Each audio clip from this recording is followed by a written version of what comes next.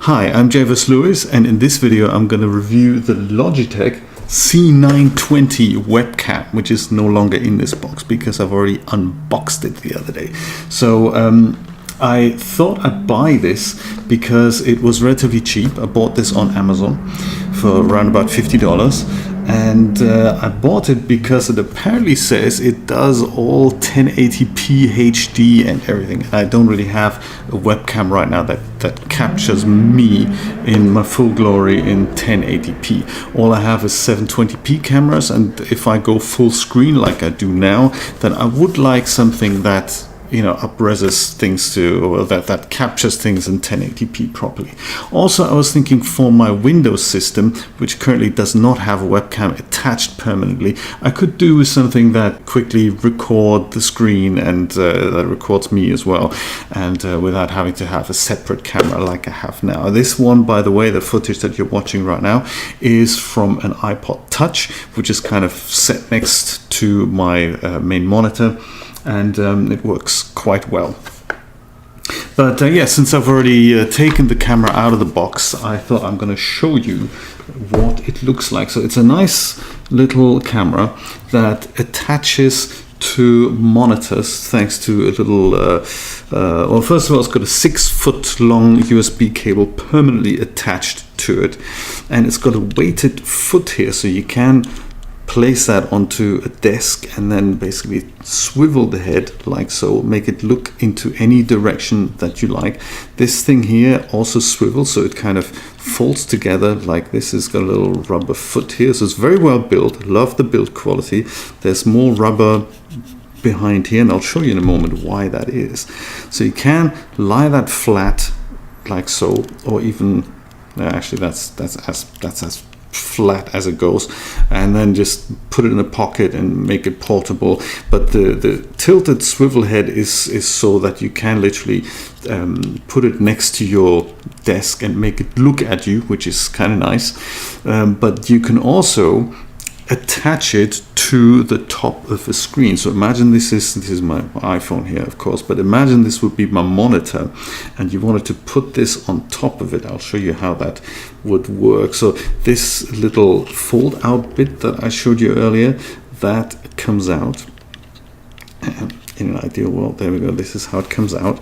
And then this would lie flush against any monitor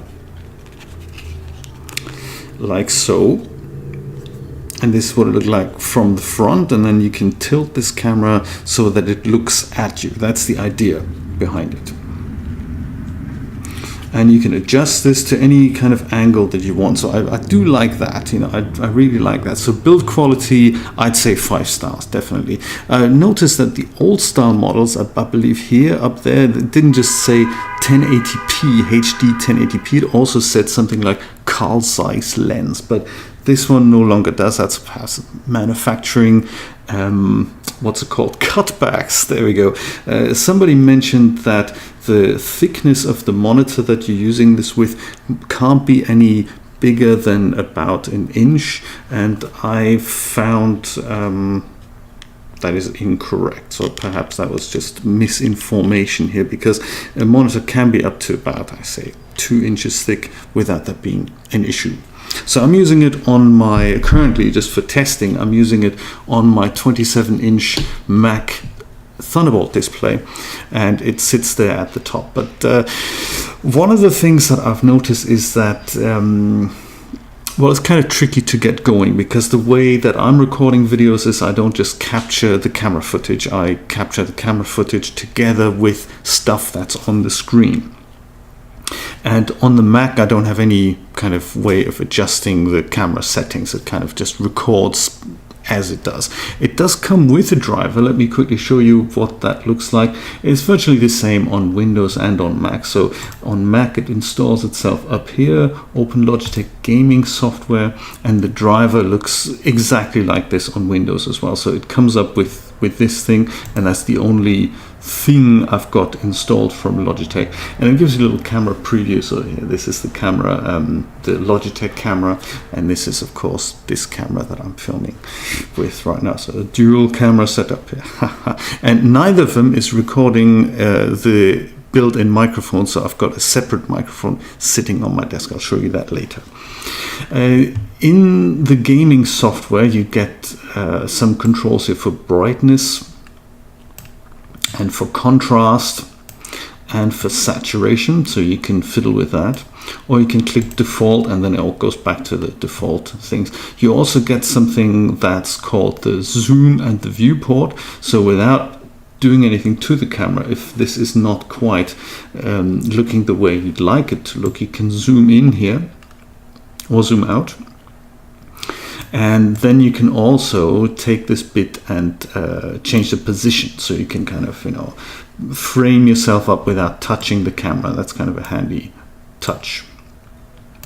And you can also go into the advanced settings, where much of it is set to auto, and there's more brightness and contrast saturation control. There's also sharpness control, as well as white balance. So if I click auto off, then you can adjust the white balance to something that is more suitable to your liking. And when you set this to auto, then the automatic white balance kicks in. Likewise with the gain here, you can say automatic or do a manual gain.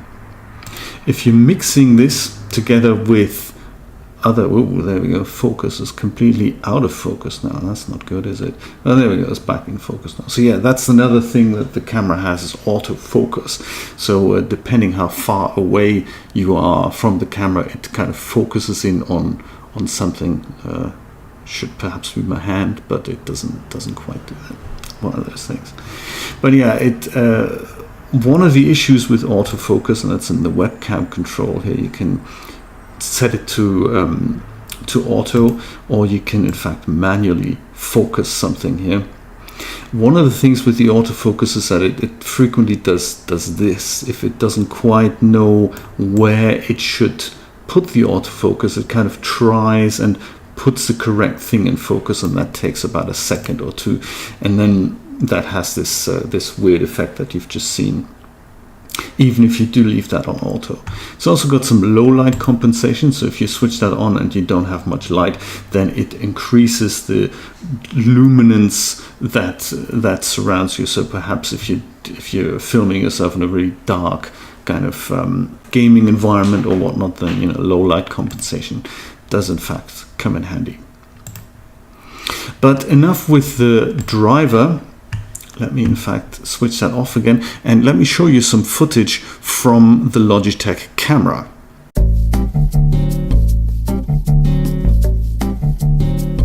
Here's some footage from the Logitech C920 camera in full frame. Now the problem with this camera is that it defaults to very low resolution, like you can see here. This is the default resolution that the camera comes up with in the 16:9 aspect ratio. It's something along the lines of 800 by 400 something pixels, but it does, as you can see, produce 30 frames a second. The issue is that the higher you make the resolution, the lower the frame rate drops, and that is really not anything that we can use in a webcam. So I think the highest resolution that this little menu comes up here is 2300 by 1536 pixels, and that's almost 2K resolution, which is awesome, but it would only capture that at 2 frames a second, which is of course completely unusable. That's two pictures a second. And if you switch the camera to 1920 by 1080, which is kind of the resolution that packaging and the description advertises, it drops down to 5 frames a second. Now keep in mind, this is recorded with Camtasia 9 by TechSmith. This is the software I use for my screencasts, and it is something that is happening on Windows 10 before I've installed the Logitech driver. Now it could well be that the Logitech driver may add some things that may make it more enjoyable to use as webcam, but right now this is a low resolution at 30 frames a second. Let me just switch that over to 1920 by 1080 and I'll show you the results. Oh yes, this is the camera now recording at full 1080p resolution. So this is now 1080p by 1080 by 1920, and yeah, there's nothing wrong with your player. This is just the rubbish frame rate that the camera is recording it as. So you know, don't fiddle with your computer. That is probably playing the video perfectly fine. It's this camera that is recording it as at such a low frame rate, so not really usable. But keep in mind, this is without me having installed the Logitech driver. Let me do that next and we'll see what happens. And here we have some camera footage from the Logitech C920 with the gaming software installed, and as you can see, nothing happened apart from the lights that I've just switched on here. The frame rate is still 5 frames a second, and that's partly due to the fact that all I can do on this driver is to use the YUV codec, not the H.265 codec. I can select it and I can say apply and OK, but it never sticks. So the camera never, I guess, transmits the compressed signal over the USB port. It only ever uses the uncompressed YUV, and I guess that's what limits Camtasia to actually capture the footage in 30 frames a second at this resolution. And just to prove a point that the camera can actually record 1920 by 1080 in 30 frames a second, this footage has now been recorded with the Logitech C920 in the Windows camera app in video mode. I'm not quite sure which microphone is being recorded. Previously I was using the built-in microphone in my Surface, and now I didn't really have a choice. There are no real settings. All I can do is, you know, click the video mode, and so this may be using the internal C920 microphones, or it may be using my Surface's built-in microphone. Who knows? But nevertheless, the camera, if you only ever record footage from the camera, it can actually record in 30 frames a second. However, I don't really do that because there's no point in just recording me. There is always a point in recording the screen, either be game footage or being it screencast footage like software that I'm explaining, plus the camera footage. The camera is pretty much virtually useless to me, and I will probably be returned to Amazon. One thing that perhaps became obvious in the previous clip, and I must admit I've from now on corrected that, but that is something to keep in mind.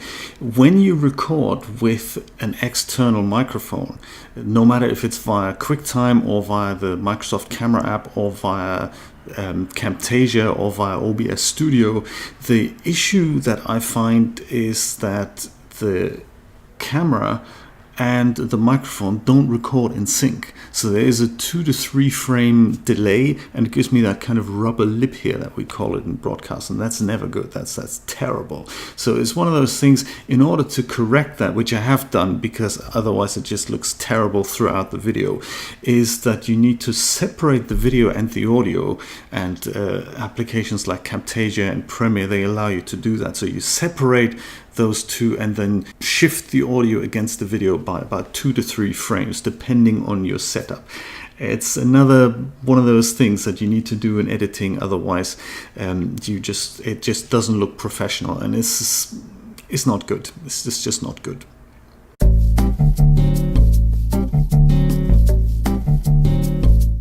This is some footage recorded with TechSmith's Camtasia, recorded on the Logitech C920, but this time on my Mac.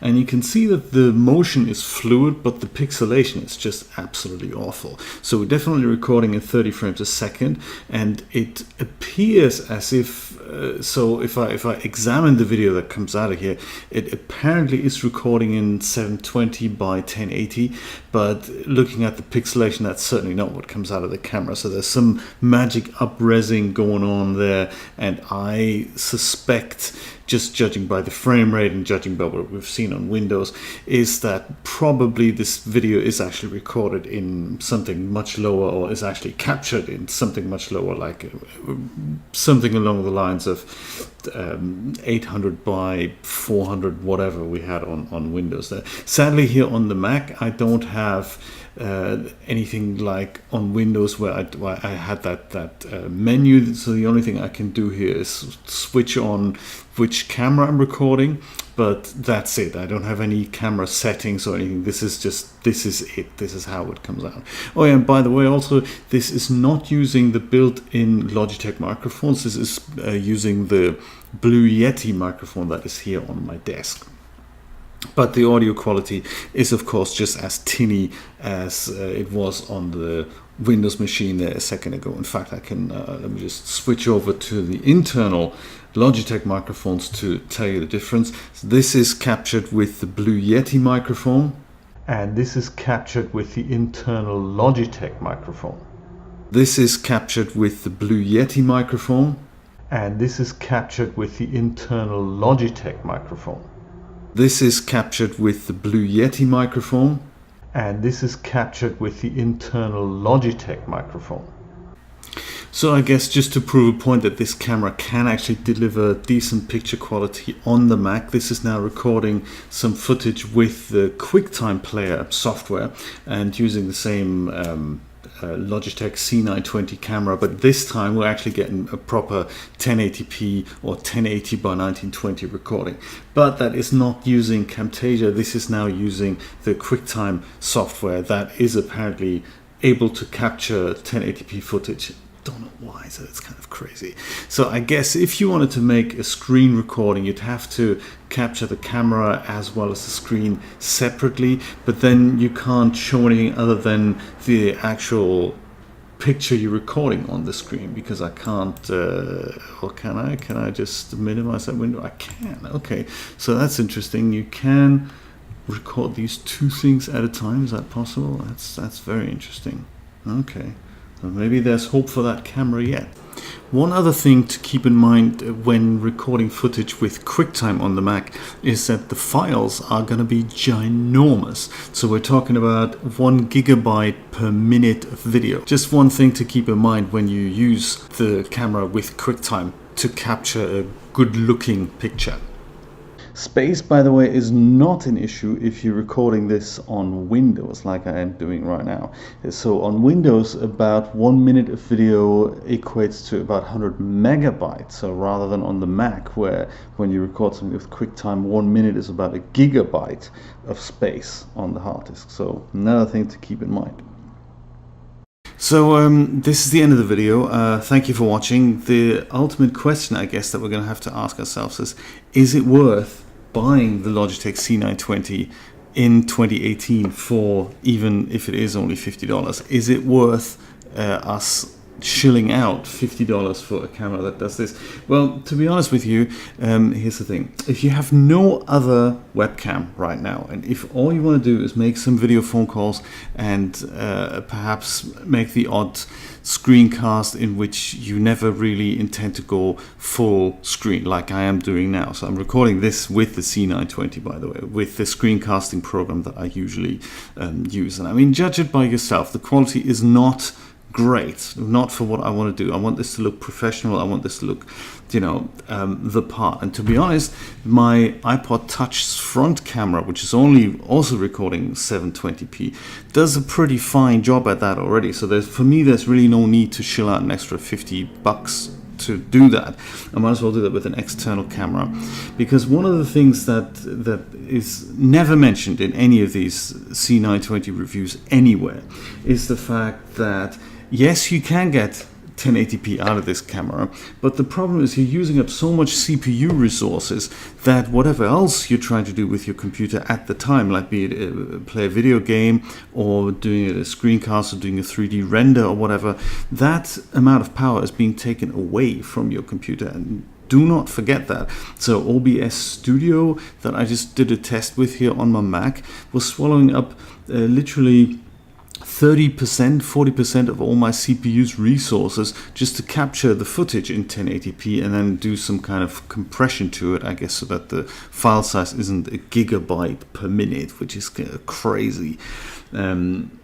And the problem with that, of course, is that, well, whatever else I was going to do with my computer doesn't now, as a result, have as much power available anymore. So that's kind of that's just bad. You know, I would have expected with so much 1080p marketing shenanigans on the box that the camera would do some kind of hardware encoding. Not the case.